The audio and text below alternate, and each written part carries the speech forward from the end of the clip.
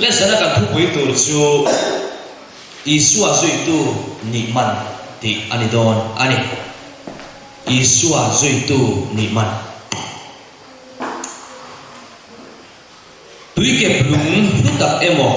ro phung ru char chuan mangin ichurilin enge achak berchu ise theyang pathian ta na rin thilung ti tharom chu ei hi kan kai shona puina alo soi alo si ania pathian ta na rin thilung ti tharom chu tilai hi lo chin chia rem turin kadu cheu ani mathai sia lo chiari la bungsom pathum cha somli pali vanram chu lavaro phumru ang ani chu chumi in apua athukruwa aloma wangin anei zong chu awashala chu lo chu aleita a atu thiam himlal pan kan zatan mal song lo se amen ole isua zirti ni na hi thil du tak ania zanda ahan kan zirna satoa isua zirtir ni na chungchang nimasel athonin isua zirtir ani theilo ani chana tel loving isua nung azui theilo ti kan soi tong khan lali su krista zirtir te chuan kalsan anne anga ani chuta chuanin ngai dan sang aum ta aum theita a he so na te hi om ta ni chu eng vai nge isu zui chuan man ani angai na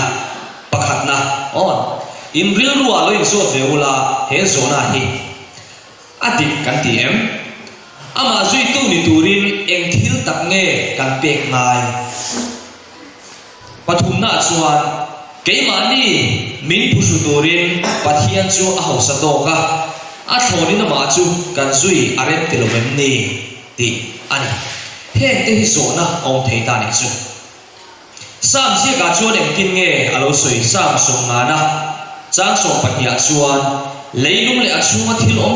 zong hi kata ani sia tin pathianin alo soi ani chu bang chuan mi tam takin he chang hi tan chanin kan din mun min se thiama kan ni angin min pom turani anti ve ni chumo pathian chu eng kim nei tu nia khovel zong nei tu nia chu bang chuanin kan din mun hi a se thiam de ka ani chuanin min pom turani keimani lamatanga chana tel lovin ti in ngai dan alo nei ve pom ani midam then khatero chuanin kan penga ani chuanin min pusuk ve poka alo ti ve poka chu ma chuan enge keini kan chana niang le isua hi keimani lama chana ommi lovin zui the aniem ti chu loin zo thak turin kadu cheu ani isua zui na man chung changa nia kha chu eng po lo ni sela pudik chu pathianin isumemo kasumemo hi amamo lo ti kan shet angai ni isua lo zui na vai sum tam tak chan tura in ngai na te kan nei ro sum tam tak chan tura in ngai na aung thri na mitam tak chuan kha an phal thri no vani tro khami chan kha chu bang chuan kan shet tu poi moi mem chu kan sum le pa hi pathian hian ani na taka chuan amamo lo kan sum le pai ke lo hian nai a thuk the e mani ni kan shia anga yani lali su chuan sualin ati mel hem to he sing thin lung pek le hi adu per chu nia chu atan chuan thil lu perani zantang ka soi to khan kan thil lung pathian ta na kan han hian a zong kan plan ti nani ma se thil lung zong lan thero chuan a mingin anin lana he tilai kan sin thalo kan la tire pathian du lo zong kan ti thina ha kan la khoi re kan la sim chuang lo bani ma se mi na thil lung zong pathian ta na a han do chuan pathian du lo zong in a om thei to lo ka sim lo thei lo an ti to thina ni chu ang chuan zana hiam nu takin nei to ila pathian tan hian eng chen nge kanin phal vea pathian tan hian eng chen nge kanin lan ti hi kan nei to ka du ani kan suyang kha thil lung pe in pum pek na ani thada wangin pathian hian angai poimo em ani lan pa zo le chu ne teng ya lo soi Krista pana kai lo na khan ti thiam lim che atua athi se na ten fai che duin apma mai na te khin pha lo chuan a chan dam du che ani chu ti chung chuan mi hring ka chuan eng kim kal san chu an la hre tho si ani ati zo le hian a soi ti khot mai pathian chuan min kan faya min siam thara nun thar min pe adu lain ke ni mi hring te ro chuan he tilai kan sual ka kal san kan hre ka thin ani azong songram lan hi aharsa tro ei mani nun chhawa kanin su khuru in rel bol dana kan ei zonna hang nei to ta ela aharsa thina ni azong songram in lan hi aharsa ui kan nei thin ro pathian du lo zong ti kan hriat re ka chama hlo na nei te kan ta na kan ti mi lo tu kan pe thak tu ania ma se chu chu kan la ui em chu tiang ni chu chun em ti kom mai kan thin lung zong zong hi pathian ne na kan plan mai don lo ani chandam tu chuan a zong song kan lan hi a phu ta chia Isu Kristan lung zui tu le a zir tir dik tak ki tur chuan thin lung zong sunga Isu Krista ne na in lan angai ani unau teu azong songram kan han lo van hian kan rong bol na po anung thei lo wa tro ke ma ni apo e kan thi chuak thei lo wa ko san rong bol na thengin at sak lo pha thri ani Isu ane ti la ni zara soi ta khan phur takin Isu nung zui la in khom te poi phur takin in khom la mi mala chung kwa ko shana la Isu Krista ne bul i tan thar le bu chu ti ga bul kan tan thar le a Isu Krista kan ma soi tu kan man chung chuan nang le ke kan chakama kan eng chuak don ani Isu zir tir na te hi kan nge ko chian angai thok mai lele Isu rong bol na kha chan chin tha ne na mi ke thin lung khoi na le pathian lo ram dan mi la mi ke thin lung khak them na kha Isu Krista rong bol na ron kal pui kha ani minaran te puna an hriat thiam thina turin te khin thu mangin Isu khani he khovela ro ba bolai khan thil tam tak kha asoi ani te chuan te khin thu asir dir na chuan mathaya bu som le pathuma te khin thu pasari te zinga patni chuan lali Isu Krista zui ni man sum cha antalam ani chu mathai bu som pathum cha somli pali le somli panga lo chiarila vanram chu lovro phumru ang ani chu chu mi na muwa athu ruwa alo ma wangin ane zong zong chu ava shala chu lo chu aleita ati chak somli panga chuan tin vanram chu sumdom mi tui kem lung thata zong tu ang chu an le a ti he te khin thu hi asoita ani he te khin hin asoi lung chu Krista chu chandam tu kan fil na vanram kan kai thena kong om chun ani ti hi ani mi la Isu Krista alo bu to china chuan khovel nom chena zong zong te an lo sum le pai zong zong te po ui lovin an nun hia po ui lovin an kal san mama pathian ta ani lan nam ani chu chu ro phum ru ati chu ani ta ani mi na suana zong zong mai dam ani a chan dam ani ti thin lung taka a hriat chuan khovel le na in zong na ka chu chu chatin lali Isu Krista tan in plan sual akal san thin ani zara hian ke ni hi enge kan tin nun le lali Isu Krista ne in zong na tak in zong na nung nei sual kan kal san ve do ne kan sual ti thin ha kan kal san ve do ne kan nei tu angai ani chu ti chuan chan dam him na le lom na changin lo takin chan dam tu chu kan zui ve thei don ani ma se sual ka san thei lo emo kal san phal lo kan la nei chu chuan em ti kong mai la li so Krista nung zui tu rin om an thei lo ti kan hia apoi mo tak zet zet ani unau tu zana hian Krista chan dam na kan chang ni ti kan sian awan poi mo em tro la li so Krista chan dam kan nia chu chan dam to te chu eng tiang anum tur nge ti kan ngai tu angai ani Isuan nung zui tu ra kan in pek hian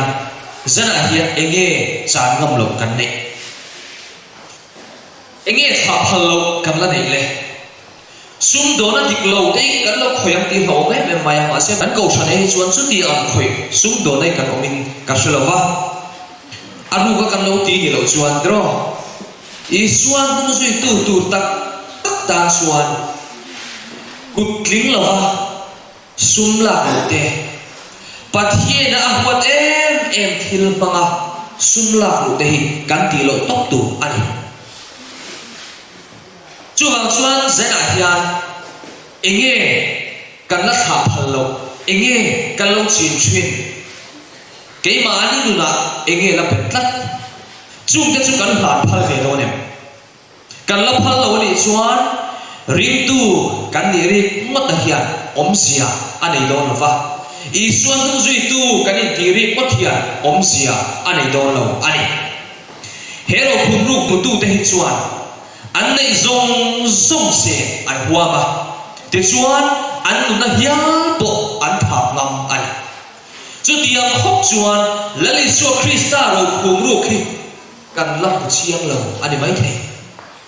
zana hian pu chiang thei turin kan thin lung kan hon angai ani Thilung zong ai lan turin lali so Krista hian min tua min so me ani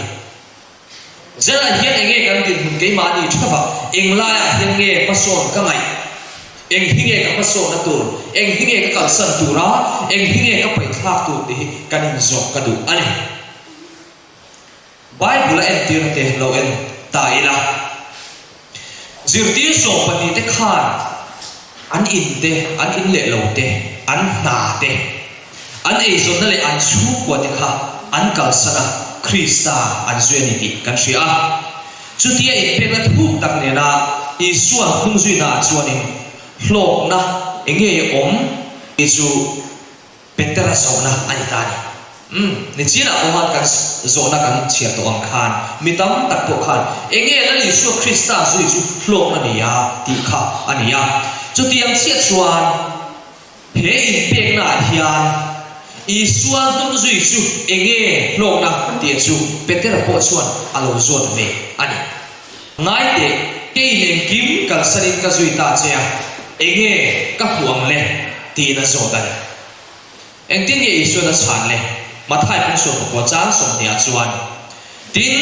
mitin in te mo unau te mo farnu te mo pa emo nu emo fa te mo ram te mo ka minga wanga kal san piang chuan ale za an huanga chatua na nunda an la chang boka Isuan tung zui hlok la chu emo ale za in kan thil cha te kan huanga chumi pelama chuan chatua na nunda kan chang don ani chu unau tin zana hian ege kal san lo kan na ne enge tha phal lo kan na ne ti hi ngun takin in zo turin ka du tak zat zat ani kan ti sanom na thil kan zuk le phuang te poni mai thei pathian du lo thil kan kol te hian chatua nun min pe thei lova lali so Krista chau hian chatua nun na chu au mani chuwa chuan thil thalo kan kol te kan ti te chung zong ai hok so chatua nun na chu kan thang do lo nei jana hian lalpa itan kai pe kai ngane kan ti thei do lo ni chumi chang tu chuan kan du sak ani pathian du lo le phalo thil kan kol le kan ti chu kan in chu chawang ter u karil ru ka ngai to na milon sia sak mi lo ngai to na sual pui te po kan lo mang mai thela pathian du lo zo thil kan member te mo kan chenom khove te mo kan chung ko member te mo an fiat lo thil te po kan lo ti mai the chu zong chu a she tu chu ke ma ni a ti tu kan ni chung zong a chuan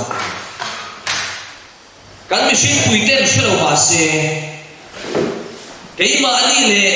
van pathian chu an shria ani unal tu pathian kan mangai nei eng mai a hlia tur ani lo ma se voina chuan lai ko velian thirila pathian mangai anga in chal si ma se lan kan thil ti na alan chua pui si lo avan tam em te lo pathian mangai na kan nei hi eng ma hian a hlia tur ani lo wa adal tur ani lo ti kan hriat anga ani veteran lalpa zui tur tu thanna asiam le midang te po zui tura aso na khan pathian ta na ai pek na le pathian ta na a in hlan na kha alam tira chu tiang selin apmangai na pialama pathian apmangai na pialama krista ta na ai hlan lo na chu ato cross an khen be na khan alam tir ani Isu Krista khen be an pon khen be ta kan lo ke chu engking e ti kha alet ling zong min kheng be tro atini chu bang chu veteran nun ang hi han nei ka thap mai la a zong in veteran chu a in be a tui ral thap anuna se phu ka nei lo fa thu po nei lo fa alam tlang vit mai chu lam tlang nu na chu ring tu te ta kan ma mo em ani te chuan Isu ta na em na chuan alet ling zo khen be ani phata a hei hian pathian ta na ai lan na vor tok chu aro khen ta ani ho pathian ta tur hian unang tu in la tharaku helaya lo chua kim trong trai turin kan in ko khem don lo kan thin lunga ma ni chamin in la tharaku pathian te na hian in hlan thar nei kan ma mo tak zet ani em pin nei va no kin pia thar nei aum suang lava kan pin dan surila kan ina ma ni ruma apian thar thei ani chu chu kan shia apoi mo ani samari me chia chang khan eng zilange zirtu kan nei le samari me chia po kha isu khan shek kan ni tiro chan che han ge to tai la pasal pamala mai nei ani a tu tiang chu alo ni ko vai khotla ma ko khanin ata tun vak lo mai the ni khotla ni te po kha aza mai the ni tro chu tiang chu ani ma se Isu Krista atok ta tat mai ti chun chua pula khan tuinung lui Krista abu china kha chuan midam te chu Krista ne na aron shwai ve a te chuan Krista ron pola tura tan kong sial tu kong shwai tu poimo tak alonita ani kha unang tu chu chuan enge min ko mu kan ti chuan inuna kanuna lal Isu Kristan mun achana min che chila min khoi thar chuan nun thar kan nei do hinani din mun thar an ding dona chan go thar min pe dona nun thar duom lu tu min pe don ani chu gang chun Isu an tum zui tu ne in chala Krista ne na tu ma shoi ve lo kan ni chuan vara chan re kan nei don lawa ring tu ni riwat kha a hom do lu tu ani lalpa zole chuan chaton na fa phek somli pakta ti hian lo soya Krista ne na in thona chuan tharau ril tram ne na chuan chatuan phuta pe in mel thar a pe a alan dan zong chu adang lam ta ati chu chu la Isu Krista ni tu te nuna khen tu chu ani chu chu midam te ne na kan khen ma hian ni zana kan siram khan kan nei lo tui chu ni te te na kan pe thei lo ti ang khan nang le ke hian la Isu Krista chu kan nei ma sa angai ani Isu Krista kan nei ma sa chuan tuna ang soi zong nun dang la kan nei anga chú mi trong xuân mi thế xuân nôn đắng làm chú ăn rộn này về đâu ai samari về chia bộ ha Krista vàng apelo moyen Krista rong bol akana kong sia tu poi mo tak alomita a midang te na chanchin tha khen tu alomita ani kha chu tiang chi chuan nang le ke po hi midang te na chanchin tha khen tu ni tu hian lali su Krista khoi dang lam kan ngai ani jana hian isua khoi dang lam thei turin kanin hla don lom ni kanin pe don lom ni tro hun mor to a isua ne na inzom renga inzom na nun nei turin tran kan la angai ani chia khon tu zakai ve thu kha lo en leila a chan chia kan cho thep tro luka pung so pa ko khan kan hua zakai su thei pui ku ma lo na isu Krista mu cha kin a thin lu khan Krista kha alo lam ve ni kha ti chuan isu mu cha khan thei pui ku ma chuan alon ani kha tro chu tia thei pui ku nga alon alo thu vu mai chu isu Krista chuan an ko ta zakai lo chu ro poi na hian ina ka khen turani anti mai chu zakai nong khati dang lam ani ta ni chu ma si a khomi pui te khan tin nge thiat le zakai chu chia khon tu ni ya mi nei ei ruwa in che million ani mi suan ani anti isua zakai ina a khen po khan en teu mi sualina a khen tak so anti chu tiang khop chuan zakai kha an mai le pa ma si a thin luwa khan isua mai na ani tha chu isua khan bu mai reng lo le isua Krista khan a bu mai reng lo wa zakai ne na chuan ina a khen don aron ti ni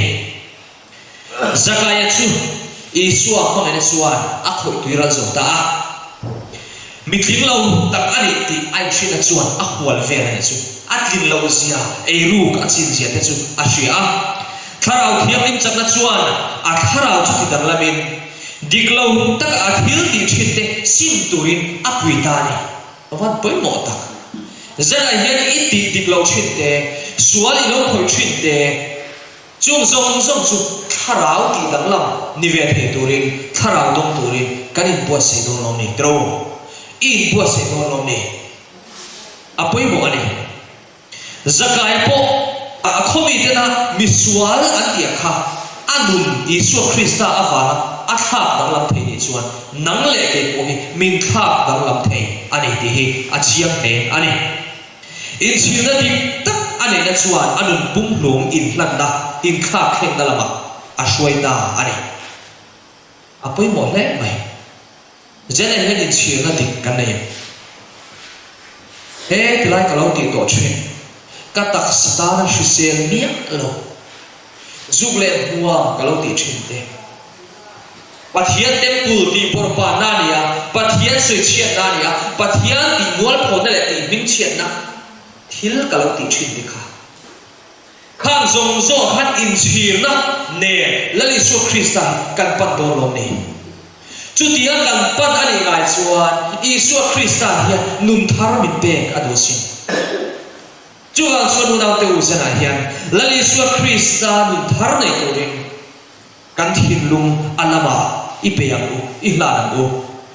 lampa zo nei chuan engtin nge alo soi mi mal chandam tu ma Krista pom ani che hian tharau hena chuan chandam na alo khen thina ni yati lali su Krista mi mal takalal le chandam tu kan pom hian tharau thiam lim thil ti thengaro pui tak mai chu kan dong do na ni chu kan ne kan dong tu chandam lim na duom lu tuk mai min siat le tu chu ani kan lo piang thara kan lima pathiana lim lom na kan neya kan zai kan lam mit tu hial a thachina pathian pangai na wangin chu khoi tharna chu kan von nun renga kan vun len vereng alai ni ma se ring tu piang thar to o alowin khada alo tha chiata ni tina in lan thang na ani lo chuan alo cha ta chuan enge lo khem thin ti sa mai lo tharau chat na ato pa chuan boral na a khem thin poi em chu chu chumi di lo tur chuan pathian chan dam him na kan chan te tharau thiam lit chen chil na kan chan te hi vongnung reng tura kanin buat se angai ani chan dam di na ai hu hi khovela hian om to ni tro chan dam ni si lo wa ho sa ni nge kan tu a chan dam ni a ei ve trok ni enge hu so ang le tro khovel kan dam chung chon du tu kan nei theo kan ho sa chuan ma se chan dam kan ni si lo chuan mi in khovel hi nei sila a pum min nei sila anun chan si sila enge ata so tang ati chi kha kan san tu le do chu wa chun eng ma po nei lo mai la lagi so krista kan ni tat chuan khovel zong nei tu kan nei chuan eng kim nei eng kim nei kan ya wa han ka hau sa don ka ti na ni ho la ma se eng kim nei kan ni tla Isu Krista lim na lom na khamuan na chu khu ka lu chu a om chuam lo ni Isu lo kal kuna van ram do ma ka cheng nei do chu mi chian na chu sana hian kan nei em le chu ring tu te kan nei nge tu ra ni ti kan shiat ka du ani lal solomon a chuan I thil ngai tua ta na phim kur nei la I ngai tua chuan inun akai shoi chin ani ti en thu fing te pung li cha som ni pan ya si elvar zara khan alo soi ani I thil lum ve tharo nun na lo chuana ni sia ti khania kan bai ko pa ya I thil ngai tua ta na phim kur nei la I ngai tua chuan inun akai shoi chin ani adik khop mai kan ril ru kan ngai tua nei la angai tua ren thil chu kan tu ni hian alo lu chua pui thina in chei da na ko ani che kan ngai na zo kan du zo thil kan ngai tua mut to su aro la chua thin bon lama tir ko petera te khayan ting ti kha zirtir te khan mi te kan mule pe kan shriat te hi sei lovin kanom thelo ani ati ni khatro chu wang chuan thil lu kan ngai tu mu thi chu atakin aron lang chuak thin ani chatuan nun kan chan tur ngai to in he khovel to na le shom na chu eng ma lo mai ani tir ko pola po kha ni angai ne khop mai chatuan nun sang tur ani ti an chiang he khovel at tor na te ka chu enga ma angai eng thamani lo ve ati ni kha chu wang chuan Isu hi man nei po ni sila zui tla ani ngoi tro zui tham ani ngoi ani aman chu pek tla ani kha kan zui da man kha pek tla ani enge kan thang don le zana hian